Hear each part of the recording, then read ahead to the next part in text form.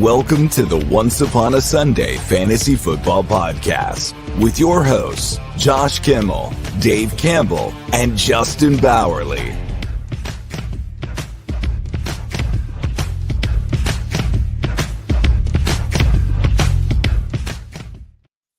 Welcome to Once Upon a Sunday Fantasy Football Podcast Playoff Edition. That's right, your playoffs have started. We are here to help you get through your playoff blues if you're in the first round. If you are a bye week team, congratulations. I'm one of those teams in one of those leagues I'm in. Just one. That's fine. I hope you guys got your bye week, but if you did not, please join on in, take a seat. We're going to walk you through all the best waivers for week 15 in your wild card round matchup. If you are not in the playoffs at all and you're just watching just to have fun, and you're one of the bottom 7 teams or whatever, bottom 12 teams, whatever it may be, I'm sorry. But you know what? We'll be here all off season. Continue to listen, continue to get better. We'll be back next year, of course, draft preview, all that fun stuff. So stay with us. This is where we're going to see some breakout players and players you want to pay attention to going into next year. So make sure you pay attention. Without further ado, let's bring in my co-host, my buddy, my pal, my BFF, my one and only Justin Bowerly, Mr. Suit. What's going on? What's up? Just chilling on this beautiful winter. It's hot again. Oh, great. Now here we go. It's hot again. It's freaking miserable. We had paradise for about a week, but it's fine. It's fine. It's cool. It is what it is. But how are you doing, sir? Like, how is the weather up there in Indianapolis? Are you excited for the Colts playoff push? Are you in the playoffs and in your fantasy leagues? It's cold up here. It's back to being cold again. We got to see 50-degree weather this weekend, and now it's back into the 20s, and I hate it. So that's something. As far as the Colts playoff push, sure, if they keep winning, great. But I mean, I'm not expecting anything. I'm not a Kansas City fan where I'm expecting a Super Bowl or bust season here. Like, at least I'm not a Bills fan where we're scoring a ton of points but losing games. So, ooh, shots fired. I'll stand by. Bills are the biggest loser franchise of all time. I stand by that. Biggest losers. You want to talk Dallas, you want to talk, baseball, the Red Sox before they won, whatever you may be. No, the Bills are the biggest losers of all time.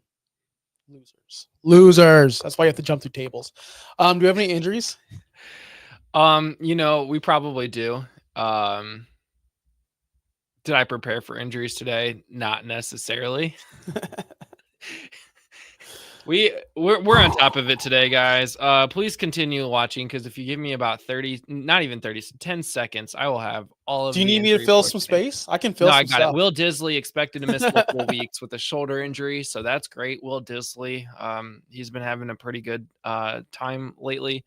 Kenneth Walker, his status is up in the air for week 15. He has an ankle and calf injury, so if that sucks for you. Hopefully you got Zach Charbonnet, who put up 40 points this past week. Demarcus Robinson dealing with a shoulder injury. Bucky Irving dealing with back tightness. Sean Tucker maybe. Let's see. Drew Lock undergoing an MRI on Monday, so that sucks for the Giants. So they might have to go back to Tommy DeVito. I don't know if he was hurt or something, but I don't even know who the quarterback there is anymore. George Pickens dealing with a grade 2 hamstring strain. That's why he sat out of the game this past week against the Browns. Aiden O'Connell. One of your top 10 guys. This report says could play week 15, but as of yesterday, he's out for the season. So that sucks. Jonathan Brooks retore his ACL, the same one at least. It's not the other one. That sucks. Derek Carr fractures his non-throwing hand. He is likely to miss the rest of the season. That's great. Isaac Guerrero may have suffered a foot sprain in week 14. He could be limited over the next couple of weeks. So, you can't make this up. We're going into RB4 for the 49ers now. Ladd McConkey was inactive for week 14 with a knee and shoulder injury. We will have to keep checking up on that about week 15. Was that enough? That's enough, man. That's enough. Okay. That's all I got. We can get right into the waivers. This ain't got to be a saga. This ain't got to be the Star Wars saga. I mean, there's a lot. There's a lot. We're into the time of the year where For fantasy, if you get hurt, we're talking about you're out for the rest of the fantasy season because especially if it's a playoff push team or it's a playoff team. Why risk injury over the next couple Non-playoff weeks? team. Just get to You said playoff team, especially if they're a playoff team. if you're an NFL playoff team, oh, okay. like you are in the playoffs, like there's no shot you miss the playoffs. Why start some of these players? Why risk more injury? Like let them sit. George Pickens, he might sit for the last couple of weeks and wait until the end of the season to come back in for the playoffs. Yeah. Or if you're a non-playoff team, like some of these teams are, and you have why keep risking? Yeah, why would the player want to come back and rush that injury? Just you know what I do? A lot of people hate Michael Thomas for reasons. The main reason was the injury and how he handled it and how he got surgery on company time. I stand by that. Hurt on company time, get treated on company time. So Michael Thomas, this is a shout out to you and all you other players out there. These teams don't care about you, buddy. Get your treatment when you want to. Take care of yourself. These teams don't care about you. Therefore, sit out. Anyway, let's get to the waiver news. This is going to be a limited list, guys, because first off, half your league is eliminated. So therefore, there's not much going on. There's not much. Viewership's going to drop and all fantasy platforms across the nation because once teams are eliminated, let's be honest, they quit. They stop. That's a problem. We need to somehow come up with a way in the offseason to come up with a way to make teams all interested. I have a couple ways.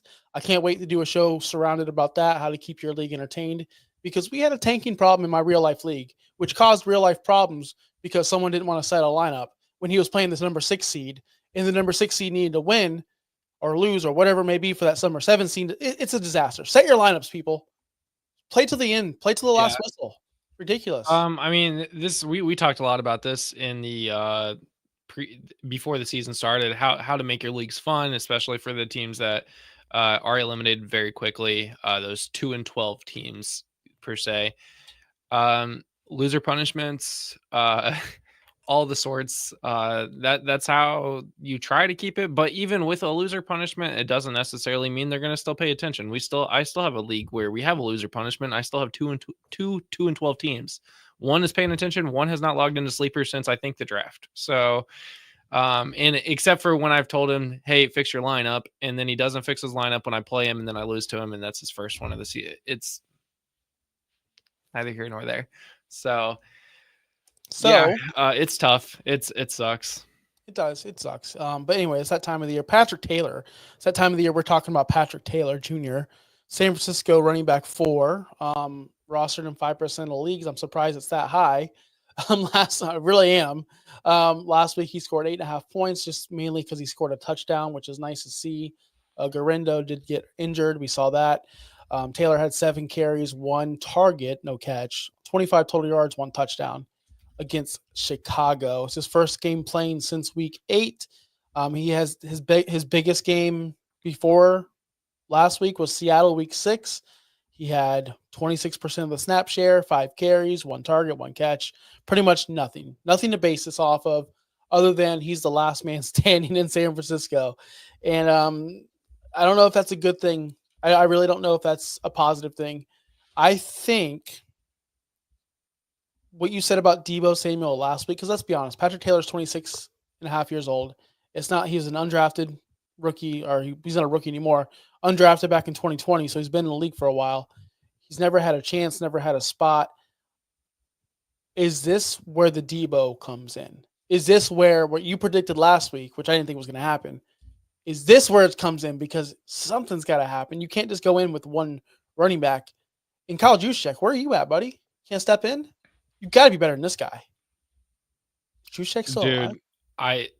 The only thing that's I'm so confused about this 49ers offense. Like, at this point, I don't think Deebo's a thing. And we'll talk about it here shortly, I'm sure. I don't think Deebo's going to be a thing. And the thing that's Patrick Taylor did get 8.5 points last week, only on 7 attempts, 25 rushing yards. When he came in, they were in the goal line. Garendo should have scored again. It's fine. Taylor did instead. They were already dominating. Like, the 49ers were up on the Bears very quickly, very early in this game. And they didn't really need to use Patrick Taylor. by the time that he came in. I'm hoping that the 49ers are going to be a insert running back here. You have Christian McCaffrey. You're expecting Christian McCaffrey. You have Jordan Mason. Jordan Mason kills it. You have Isaac Guerrero. Guerrero kills it. Patrick Taylor. The ball's in your court, man. So in all intents purposes, like, this should be a good pickup here. If you have Isaac Guerrero because your team is hurting that bad, go get Patrick Taylor. Like, just make the move. Yeah, so they're going. If you have Jordan Mason, if you have Christian McCaffrey, if you have any of those three players, go get Patrick Taylor. Go get Patrick Taylor. So they are playing the Los Angeles Rams on Thursday Night Football at home. We all know I hate these Thursday night games, and I'm going to be against you going to. Well, I mean, let's be honest here. When we talk about fab or spin the fab or don't spin the fab, it doesn't roll over. It doesn't carry over. If you need to overpay and spend $200 on someone, go do it, because what else? It's win or go home now. So what else are you going to do? If you need it, if you had Guerrero, if you had Mason, if you had CMC, if you had the whole, wheel of running backs from the 49ers, just spend the rest of your fab on Taylor and see if it works out. The Rams are kind of decent against the run, not too bad. Actually, no, they're not. They're terrible. 21.2 fantasy points per running back per game. So they do give up the booty to the running back. But again, I don't know, man. I'm staying away. But if you need him, he's there. If you have Kenneth Walker, you have any of these other running backs that have Breece Hall. I mean, these things suck. Like, they suck. Why should Breece Hall come back and play a game this season? We just spoke about how Bucky Irvin was going to be such a waiver wire ad and such a great way to end the season. And now he's hurt too. So there's a lot of guys going down. So Patrick Taylor Jr., if he gets the opportunities, 10 to 15 on carries, he should do well in that offense. Agreed. He's definitely the number one target this week. It's just, be wary. Like, don't expect CMC numbers or even Guerrero numbers. That guy was awesome. That was phenomenal. Yeah, exactly. Do you want to talk about the other running back that's on our list of players to add? You mean the guy that I spent a lot of money on and got criticized for it, and he only scored 10.9 points when I said that in our chat, Sincere McCormick, at like 10.9 points and like before the half. I'm like, let's go, baby. My $200 fab bid on him was awesome. And he did nothing. Like, after that, like, what happened? Still getting the target or the carry, still getting involved in the offense, still only 13% rostered. I guess none of you guys believed in him. He was a running back 26 last week, so not quite a starter for you, but definitely a flex play if you needed to. I don't hate him. I think he's actually looks really good. What are your thoughts on this man, Sincere McCormick? That, again, offense is going to be weird now because it's another quarterback that's out for the season. So now we're at Marcus Mariota, I think Desmond Ridder is now the quarterback for the Raiders.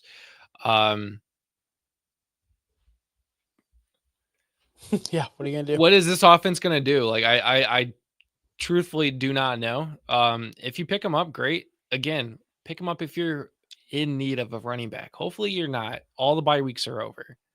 Hopefully there is a starting running back on your lineup. If there's not, I'm sincerely appalled. Sorry, but he tried, guys. Go get Sincere or Patrick Taylor Jr., I guess. There's a couple more running backs on this list that could be worth maybe picking up. But this guy apparently is the running back in Las Vegas. Yeah, and they're playing Atlanta on Monday Night Football. We have that doubleheader Monday Night Football game, so that's going to be fun for you people that are into that. The Falcons do only give up 17.6 fantasy points to the running back position. That's good to know, because when you have Desmond Ridder and they're not moving the offense and they can't score a touchdown, how valuable is Sincere McCormick actually going to be for you? I mean, is 10.9 his ceiling? Like, did we just see what he can do unless he scores a touchdown? Like, if he can't score a touchdown, I'm okay with double-digit points, but I'm pretty sure your opponent, who's also in the playoffs, has a banging team, and 10.99 is not going to be good enough. If I'm picking between McCormick or Taylor, I'm going with the better offense, and for me, that's going to be Patrick Taylor Jr. Agreed. Let's go to the stud now. Oh, yeah, my man. Man, why you always got to be hate? Where did he finish this week? What was quarterback who? Quarterback what? Is that on the list? It's on the list. Yeah, it says it right there. He finished as QB 12, 17.3. Can anyone go back to my ranking and see where I ranked him last week? Can anyone? Yeah, I can. Okay, please do. Please do. You had Jameis Winston as QB be, where are we at? QB 12. Spot on. Spot on, baby. I know my Spot on. Jameis. I know my Jameis. No, Jameis has been really good in the last 3 weeks. He's been the quarterback 4. The quarterback 4. Let me repeat that. Jameis Winston has been the quarterback 4 in the past 3 weeks. There's no reason why I'm quitting now. He got through the majority of his tough matchups. When you said his ceiling was 14 points, I believe you meant to say his floor was 14 points. Like, is that what you meant? Because he's exceeded 14 every single time. He's done it. Pittsburgh, Denver, Pittsburgh. He crushed the gauntlet. He said, "You know what, gauntlet? You give me oranges. I'm gonna make orange juice. You give me chicken, in a chicken, and I'm gonna make salad out of it because I'm Jameis freaking Winston."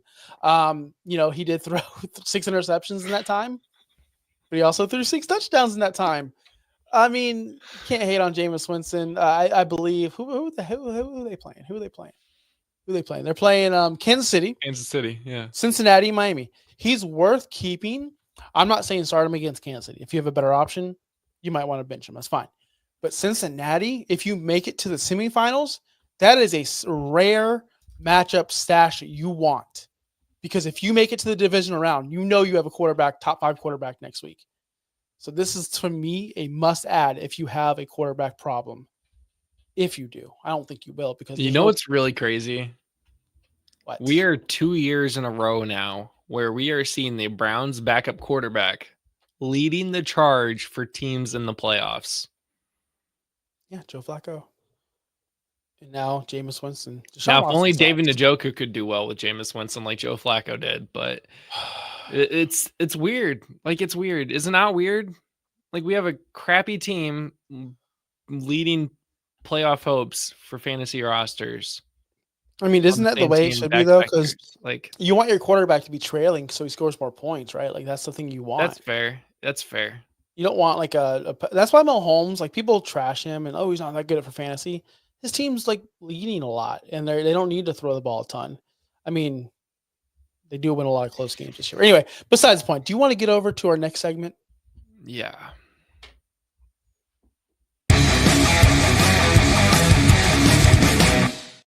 All right, our next segment is guys that we are worth a look. We have quite a few on this list because, guys, we're not confident in any of these people, but Tank Bigsby's the number one guy we're going to talk about. Rostered in 34% of leagues. He was the running back 20 last week. We know Travis Etienne is a disaster, like big-time disaster. Go against New York Giants. Achane just had a good game against them. I'm not saying Tank Bigsby is Achane at all, but if you're the running back 1 for our team, or we think he is, then he's definitely worth a grab. Would you pick him over McCormick and Taylor? We obviously did not rank him above them, but hindsight, would you do that? I think he has more upside. I'm very worried about the fact that his team is obliterated right now. I mean, you have a quarterback that is Mac Jones. Would you feel comfortable starting the running back that is being led by Mac Jones? I mean, I'm the leader. I'm the main member of the Ramondre Stevenson fan club. And I was totally fine with starting Ramondre Stevenson. Fair. I mean, Travis Etienne he did 11 points last week. He did 11 points. Of course he got 11 points last week. So he got involved in the receiving game. Okay. Tank Bigsby is the running back in Jacksonville. So yeah, I mean, if I had to choose between the 3, yeah, Tank Bigsby probably would be the person I'm picking up. Yeah, I'm all in on Tank Bigsby this week, especially if you need a running back. He's a guy we're looking at. New York Jets, again, like I said, they gave up a bunch of receptions to Achane. Not a lot of yards on the ground. I could be wrong on that. But Tank Bigsby is a guy who I would actually hope you're watching now. He's the guy I would go for over McCormick and Patrick Taylor. But that's okay. That's okay. You know why, though? Because you're right. Mac Jones and the Jaguars, and they're playing the Jets. It's battle the worst teams of the AFC, it feels like. It could easily be a disaster, like 6-9. We see like 4 field goals. Terrible. Nothing worth my start. And Bigsby scored a touchdown last week. That's what made him relevant. He had 1 touchdown, 62 total yards, 2 targets, not good enough, but 18 carries. That's what you'd like to see, the volume. How much did ETN get? 11. Yeah, so Tank Bigsby had the majority of the carries. Even the week prior, he had 7 carries 45% of the snaps. It's not like he's being phased. It's not like he's Sean Tucker in this offense. He actually is getting some play. Next guy on our list, Isaiah Davis for said New York Jets, the same exact team. He was getting some carries with Braylon Allen. We thought Braylon Allen was going to be the one-man show, but that didn't work out. Isaiah Davis definitely stood in there and got some play. Are you a fan of this moving forward, or would you just like to see Braylon Allen take over? I would prefer to see Braylon Allen take over. It's really disheartening that Braylon Allen didn't just take that job, because that's what he's been.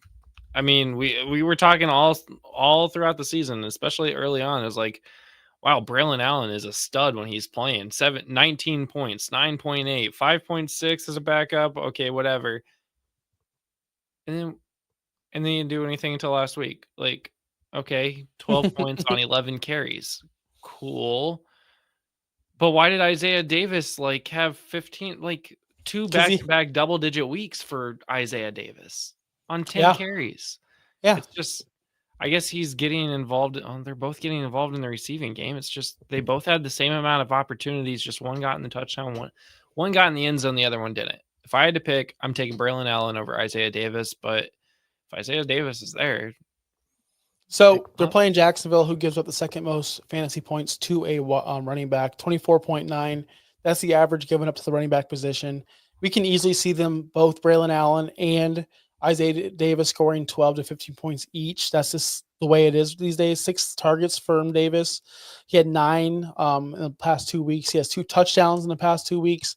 Isaiah Davis, like him or not, he's getting involved in this offense. Braylon Allen, we expected to be the guy, but it looks like he's not ready to be the guy behind Brees. So Isaiah Davis, sneaky deep play if you, again, are missing a running back. You notice the theme of this show? It's running backs. That's the whole theme of this show.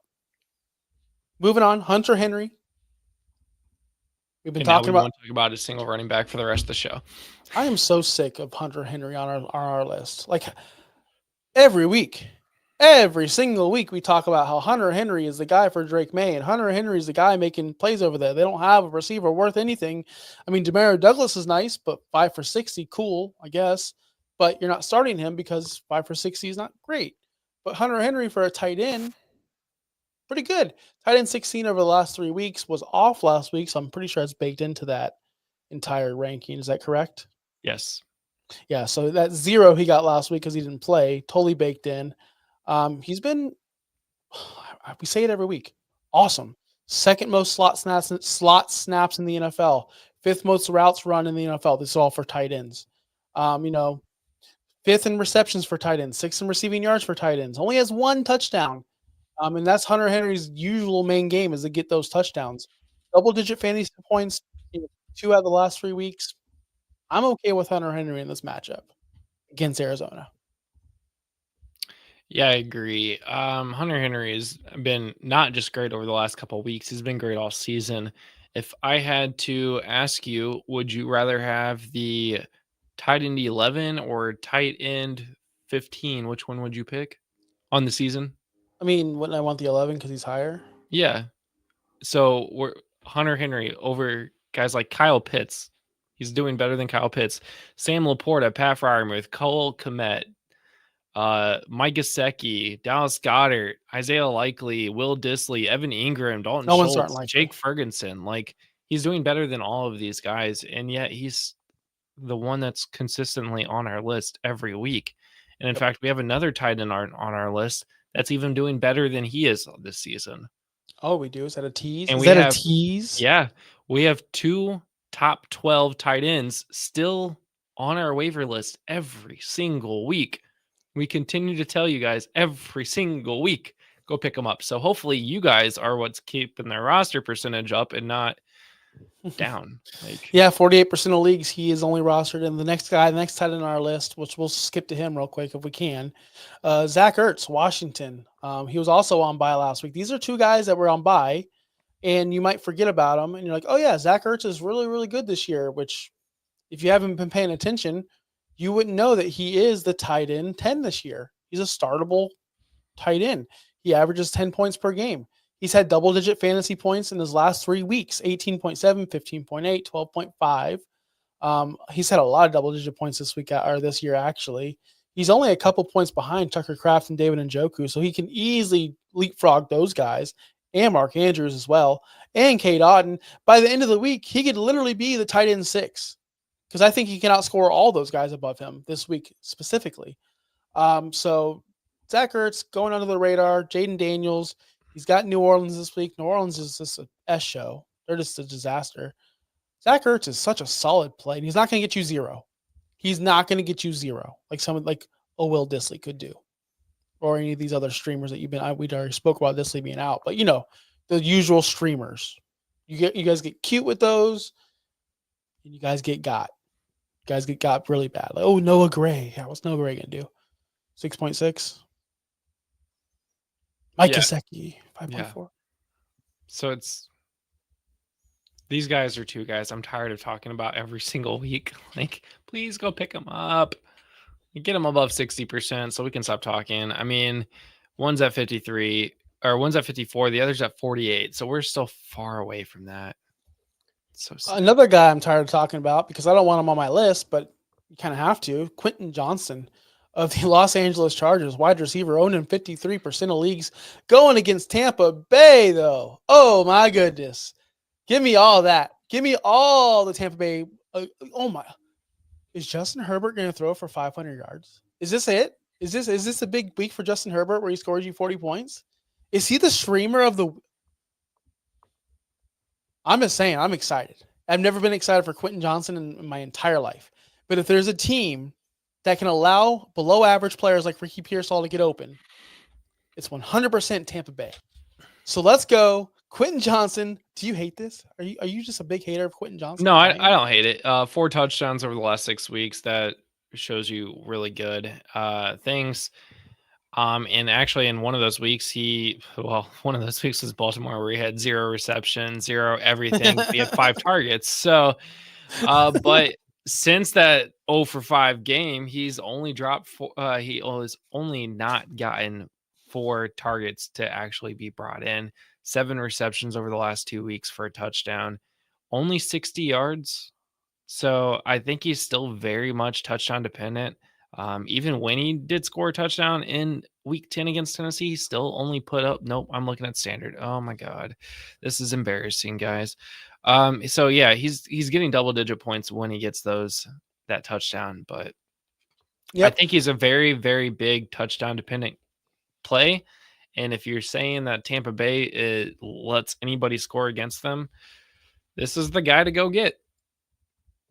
So the Buccaneers have gotten better on defense. They're only allowing 28.6 points to the fantasy wide receiver, which they fell out of the top 10 or bottom 10. I say they fell out of the top 10. No. They actually exceeded. They broke through the floor of the ceiling of the bottom 10. So therefore, Tampa Bay is still a plus matchup. I'll give a plug. Player Profiler. I'm on them right now. They only register Quentin Johnson as 2 drops this season. Is that 2 drops per game? There ain't no way he only has 2 drops on the season. I need another source to know how many drops. There were 2 drops in. That's what I'm saying. Single drive against the Ravens. So hold on. I don't hope I can trust this Player Profiler site anymore. Let me go to a different site. They only log him as 2 drops. Good morning, Mateo. Wherever, guessing you're on the West Coast, which I should have known that. Good morning to you over here on the East Coast. We're having lunch. I'm talking some fantasy waivers. Mateo, I'm glad you made the playoffs on one of your leagues. Sorry about the other. 50-50 is not too bad though. If it makes you feel any better, I'm in 25 leagues and I only made the playoffs in about 10 of them. So not even half. I'm terrible. I'm tanking in some leagues though. I have the first pick. I have a first pick in one dynasty. I know I'm killing time. I'm already thinking about who I'm taking, baby. I love dynasty fantasy football. We do have a dynasty show, a dynasty outlet. You want to catch that? It's called Too Many Leagues. It's on our channel, OUSFF Pod. So if you go to our YouTube page and you're watching on our YouTube page, we do have dynasty content. Not hosted by me and Justin, by the way. Hosted by our buddy Derek and his friend over there. So good stuff, good information, entertaining, good guys. So go support them and watch their show. If you're in the dynasty, there will be more content given out more, of course, as the offseason progresses. Senior Bowl, Combine, Draft, all that fun stuff. So Justin, So, I give you enough time. yeah, so PFF has him listed as 3 drops on the entire season, and all 3 of those drops came in that Baltimore Ravens game. Bro, I know he had more than that all season. But anyway, Maybe I not. digress. Well, that's the thing is a drop is a catchable ball that doesn't get caught, like, is in your hands. So, if that's what they're reading, like, some of those balls like, apparently are not catchable, and that's why they're not being considered as drops. But this is the site that they watch every single play and grade them. So, There you go. There you go. Next segment. oh god, I wasn't ready.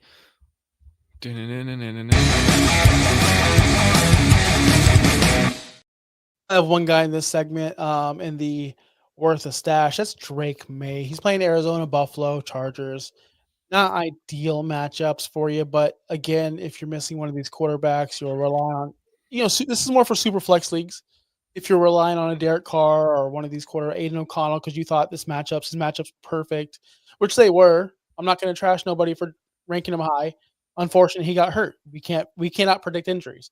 But if you had those guys lined up for the playoff run and you just don't have them anymore, Drake May is a decent option going against, again, Arizona, Buffalo, and the Chargers in the playoffs. Chargers matchup I don't like so much. Buffalo I can handle, and Arizona's just an average team, so I can handle that as well. Are you going to trust Drake May in your fantasy playoffs, though?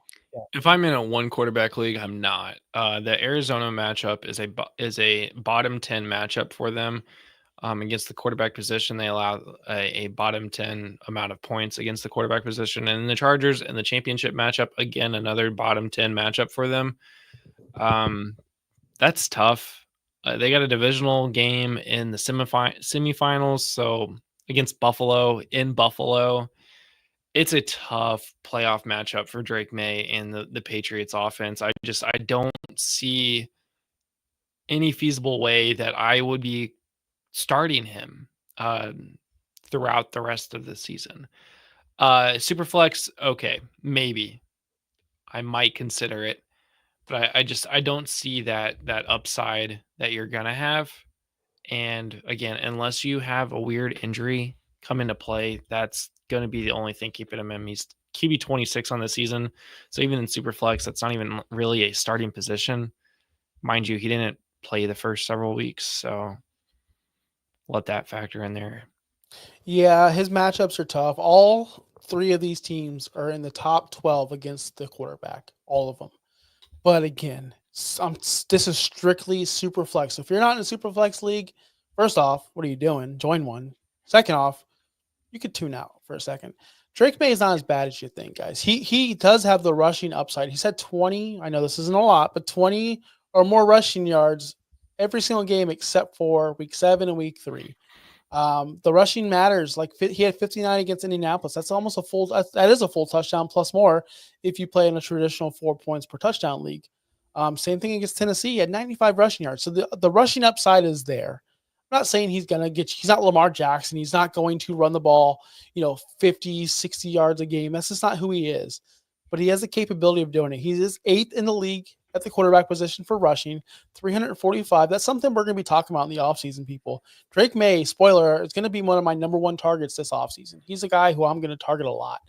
And I just like his upside, and that's why he's on this list. He's worth a look, worth a stash. He's worth just putting on your roster in a super flex league just in case. So Drake May, do not hate this at all. Yeah, I was trying to look up I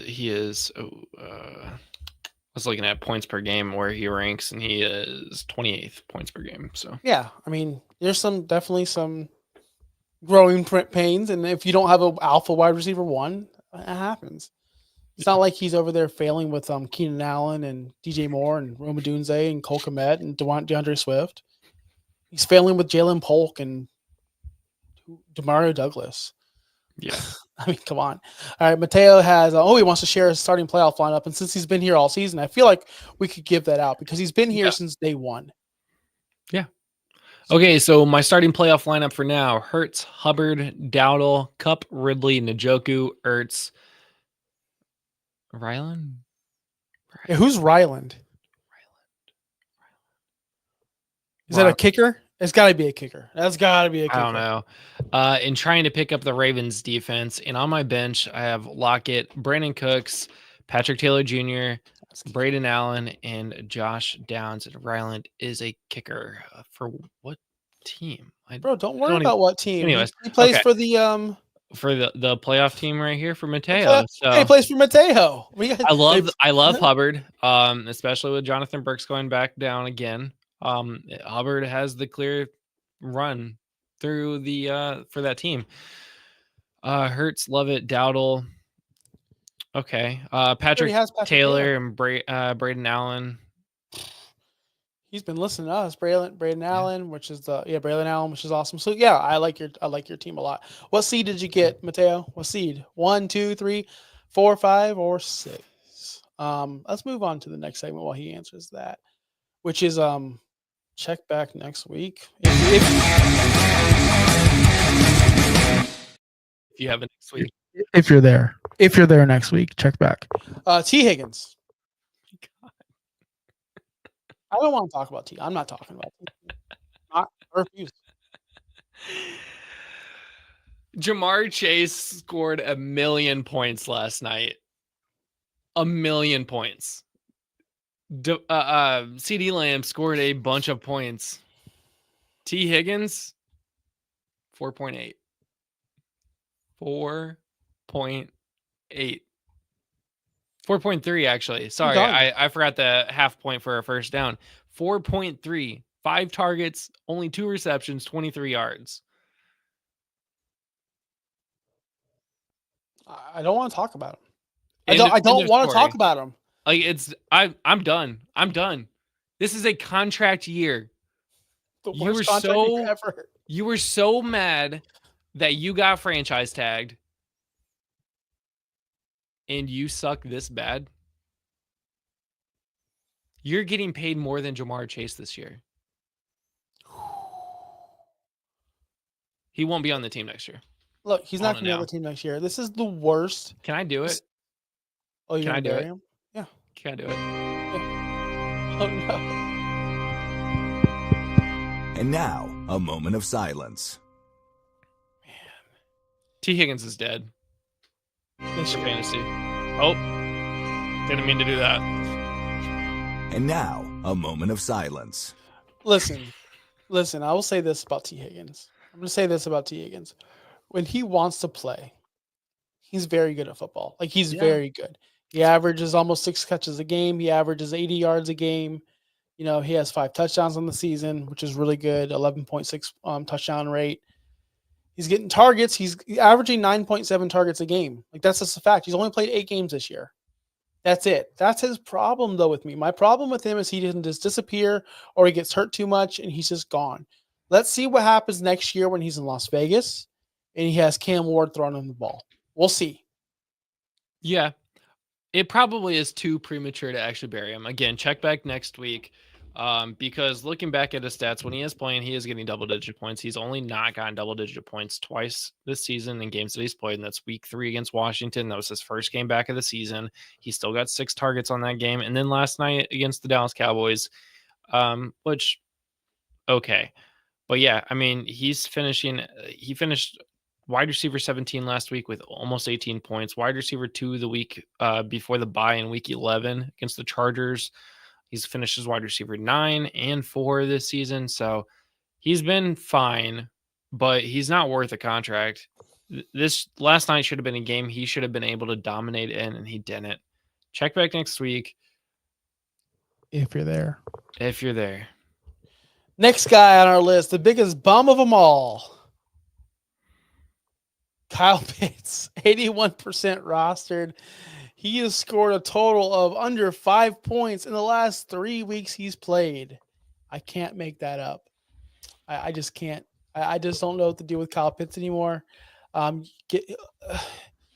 It's Arthur Smith. They don't play him in here. Oh, they don't do this with him. Oh, he doesn't have a quarterback. What is it now? What's the excuse now? Because even Ray McLeod is producing.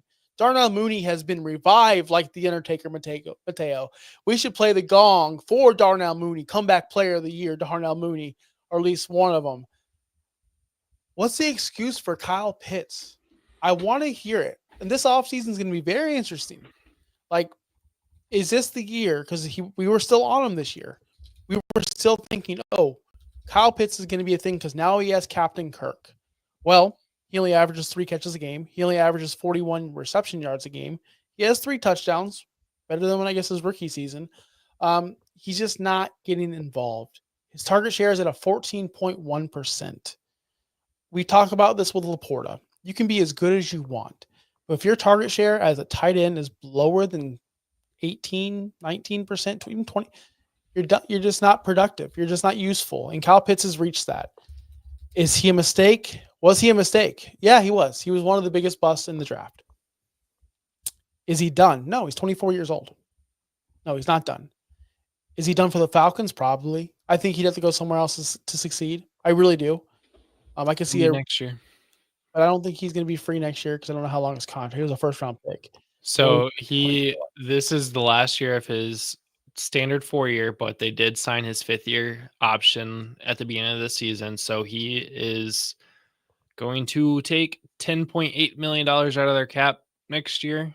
So if they cut him, I mean, they lose $10.8 million.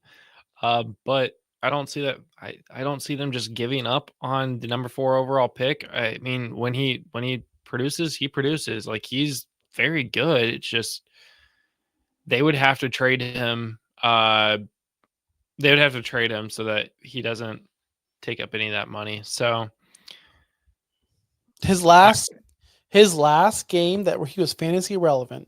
Well, New Orleans, it was a tight end 12, but it was a 9.5. Tampa Bay, 25.1. Like, and then his second best game of the season, Tampa Bay, 15.8. Are we seeing a trend here? Tampa Bay sucks. And Kyle Pitts sucks. So therefore, sucks plus sucks equals good. Great. Are we having a funeral? Okay. Can we get a funeral and get out of here? Yeah. Let's we're having 2 funerals today. All right, let's have another one. Yeah, we have another one. Yeah, I know.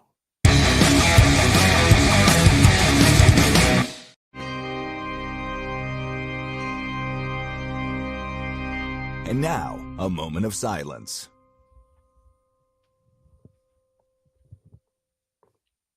Do you have anything to say? This dude sucks. What more is there to say? Like, Debo was so good. He was so versatile. He was used all over the field. It's not even like he's playing for a new coaching staff. Like, it's still Kyle Shanahan. Is the thought that, oh, Mike McDaniel's gone? Mike McDaniel's been gone forever now. Let's not get it twisted, right? He hasn't been the same player since 2021, his breakout year where he ran the ball a bunch of times. He has not been the same. 2022, he came out of the gates, which if you're a long-time listener to OUS, you should have known that he was going to be trash. He averaged 13 points a game in 2022 after his big breakout, which was the wide receiver 28. That's fine. And then in 2023, when we all gave up on him, he blew up again. But he was a wide receiver 12 on the year. But he still didn't really have like the big monster games. And this year, he's just done. Like I think he's either just done with the team, they're done with him. The team's in shambles. We called this since week 3. Like, this team is in shambles. CMC, Jordan Mason, everyone. It's snake-bitten team. Brandon Ayuk. You know, I don't know if I can feel comfortable starting Deebo Samuel ever again this season until he's off this team and he has someone else, because Deebo Samuel has been a non-factor. I'm going through the weeks. I guess week 6 against the Seahawks, he has scored 20.7. Other than that, not even worth mentioning. He hasn't scored above 6.1 points since week 10. Who do you play in week 10? Tampa Bay. I mean, you can't make this was it up. actually Tampa Bay? I guessed on that. It was Tampa Bay, yeah. His last double-digit game was against Tampa Bay. Yeah, and go figure, since week 10, Juwan Jennings has been the wide receiver 1 for the 49ers and is going to continue being the wide receiver 1 for the 49ers. So. Deebo hasn't had more than 22 receiving yards since week 10. Tampa Bay. 22 yards. That's what he's had 22 yards in week 11, 21 yards in week 12, 13 yards in week, or not 13, 20 yards in week 13, 22 yards in week 14. If you're still starting him, if you're just blindly going, oh, Debo's going to turn around, dude, it's not going to happen. Like, this year is not his year, and it's okay to give up on him. Yep. That's it. That's it. That's the show. Is that the show? Can I play the music? The show. They play it out. I hope I hit the right button. I hit the right button this time. I can't wait till all this is organized and I don't get to hit no buttons anymore. Is that ever going to happen? Yeah, when I get a little bored myself, so you don't have to do that. I cannot wait for that. I can't wait for the next year too. I can't wait for the playoffs. I can't wait to hear Mateo next week telling me that he won and he advanced to the second round. I can't wait for you, all you people watching right now, to tell me that you won. If you're in the playoffs, go ahead and go. You know what you do? Go to Blue Sky. Screenshot your matchup. Tag us, OUSFF Pod on Blue Sky. We will respond to you if you will win or lose. And guess what? You're always going to win with us. So, Justin, any last words before we get out of here? Nothing, man. As Good always. luck. Good luck in the playoffs. That's all I got to say. We'll be back tomorrow for the showdown. Peace out. Thanks for listening. Be sure to like and subscribe wherever you watch or listen to podcasts. Follow on X and Instagram at OUSFFPOD. We'll be back next week for more ways to win your league.